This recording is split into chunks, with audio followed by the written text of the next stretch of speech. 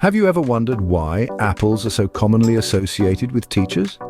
Picture this, a shiny red apple sitting proudly on a teacher's desk, a symbol so ubiquitous in educational imagery, yet curiously disconnected from the practical needs of modern educators. The tradition of giving apples to teachers actually finds its roots far from American soil in the orchards of Scandinavia. During the 16th, 17th and 18th centuries, teachers in Denmark and Sweden often received part of their compensation in the form of food.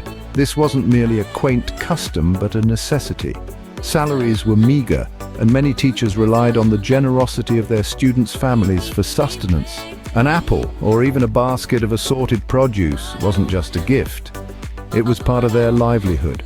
As Scandinavian settlers crossed the Atlantic, they brought this practice with them to America. Here, the apple took on even greater significance. In the colonial era, apples were not merely food, they were also currency. Cider, made from apples, was the drink of choice, cheaper and often safer than water.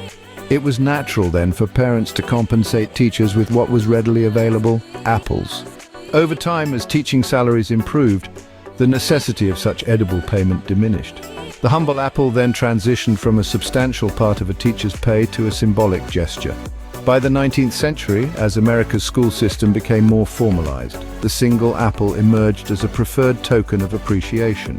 This was especially poignant as the school year typically began during the harvest season, making apples plentiful and affordable. Today, while the sight of an apple on a teacher's desk might be less common, the iconography persists, a nod to a time when education was a community effort supported by the literal fruits of a society's labor.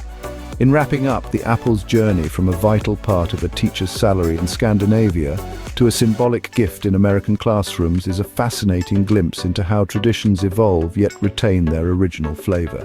It underscores the apple's role not just as a fruit, but as a historical artifact, weaving through the story of education itself. So, next time you see an apple associated with teachers, remember, it's not just a cliché, but a slice of educational history.